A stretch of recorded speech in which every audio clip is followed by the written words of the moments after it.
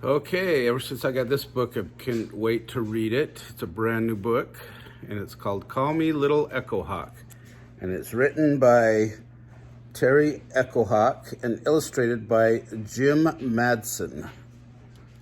And I will kind of prop it down here so we got a better view of the good pictures.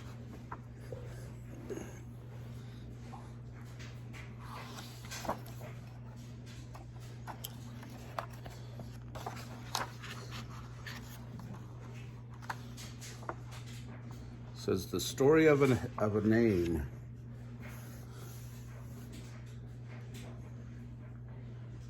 And I wanted to give credit to the publisher. Let's see, it's actually printed in Hong Kong and published by CFI, which looks like it comes out of the Cedar Fort group. And here there's an author's dedication in the beginning. It says, "To my grandchildren, Braden, Dallin, Marley, Cameron, Brielle, Hagen, Savannah, Cole, Tia, Drake, Emma, Sawyer, Tegan, Mia, Jackson, Ryder, Harrison, Tayson, Riken, and all others to come." That's nice. And artist dedication is to my dad, who dreams about living 150 years ago. I love it. Sounds like my dad.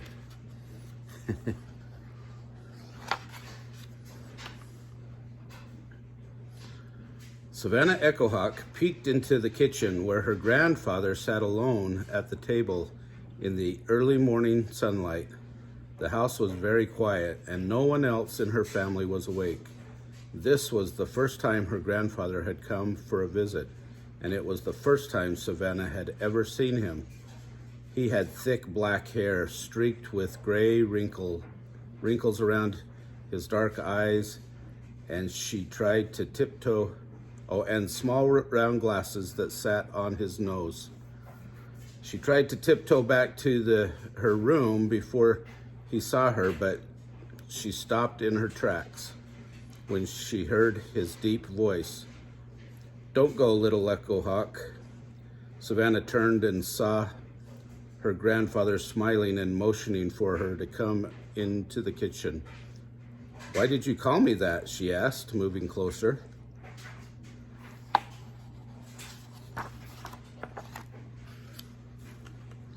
Grandfather took off his glasses and laid them on the table. When you came sneaking down the hallway, you reminded me of a little boy who wore moccasins just like the ones you have on." "Who was he?" asked Savannah as she edged closer to her grandfather. "His name was Echohawk. He lived a long time ago." "I'm guessing you don't know about him." Savannah shook her head. "I think it's time you heard about this little boy and about how you got your last name." "I would like to know about Echohawk and my name," she said. "Tell me."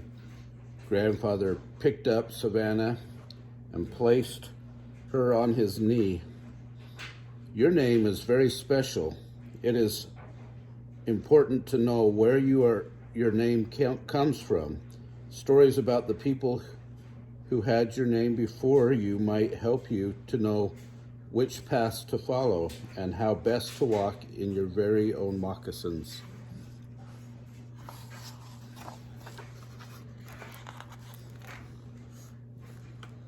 "The little boy was an Indian, a Native American like you and me.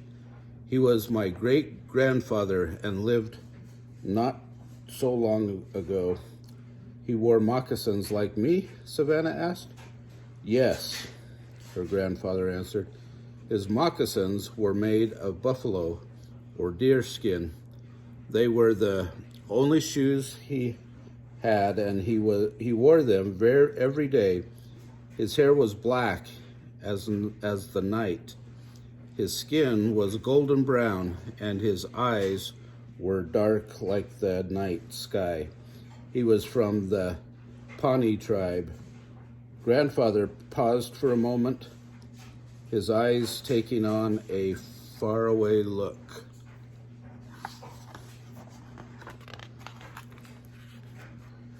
Echohawk lived in the lands of the Pawnee Indians. Today, if you traveled to the places where he ran and played, you would be in the state of Nebraska.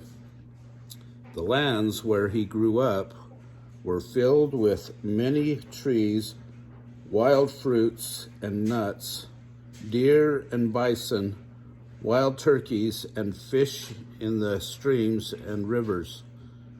When Echohawk was a child, he lived with his family in a lodge made from dirt and grass. His family grew corn and vegetables near the lodge. His father used a bow and arrow and rode home to hunt buffalo. If Echohawk, his family, and other members of his tribe followed the buffalo herds in the summer, they would live in teepees made from animal skins. Like camping? Savannah asked. Yes, said Grandfather, just like camping.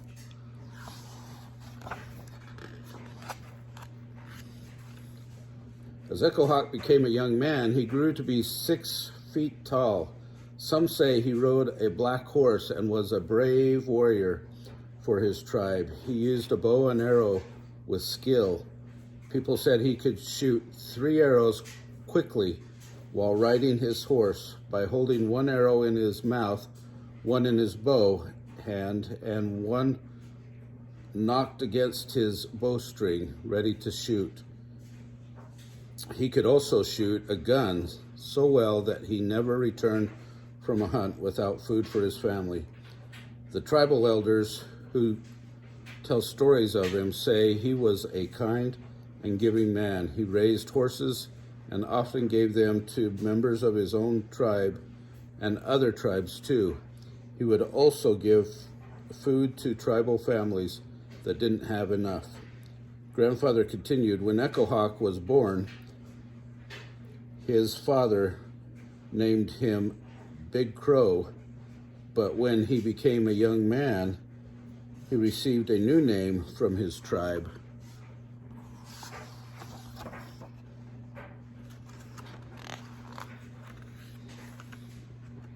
Will I get a new name? Asked Savannah. You won't get a new name, Savannah, but you might get a nickname, a name your parents or brothers or sisters give you, a name that describes you, Grandfather explained. Pawnee Indians usually got their names from older members of their tribe who watched them and saw the things that they did. To the Pawnee, a hawk is a very good hunter. It is also one of the few birds that do not sing. The Pawnee elders watched Big Crow and named him for the hawk, who is strong warrior but who never sings or talks of his own deeds. The other members of the tribe, however, did talk about the good things Big Crow did, echoing them throughout the village. He became known as the hawk, whose deeds are echoed, or Echohawk. In the Pawnee language, they called him Karawakatsu Tawaku-a.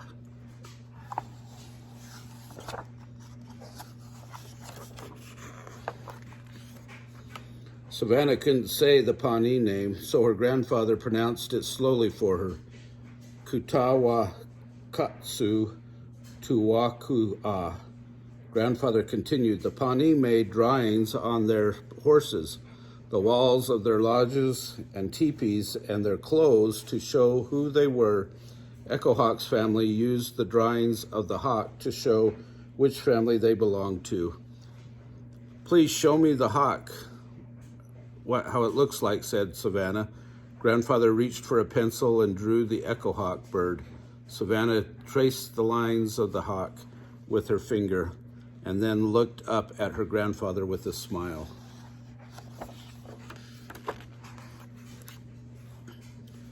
He smiled in return and said, "When I saw you running in your moccasins, it made my heart happy. It is important that you learn of Echohawk and always remember him and the Pawnee people who are a part of you." "I will always remember," Savannah said. "I promise." Grandfather looked deeply into Savannah's big brown eyes and said, "Savannah, I hope this story will help you remember to be proud that you are a Native American, to help others whenever you can, and to have courage to do what is right. Make Echohawk proud that you carry his name." "I am proud," Savannah said, hugging her grandfather. "Proud to be little Echohawk."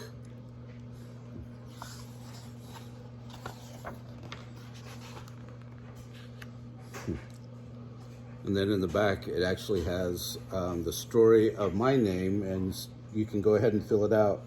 You can put in your name, your first name, your given name, your middle name, why you were given your name, your last name, where that came from, things I want to always remember about my name and why it's special, your family tree, and then it has the author's note. And I won't read that today. But isn't that a special book? Family names are very important, and if you don't know about your family name, you should ask your parents or your grandparents about that. Anyway, again, like the video and subscribe to our channel. Thanks.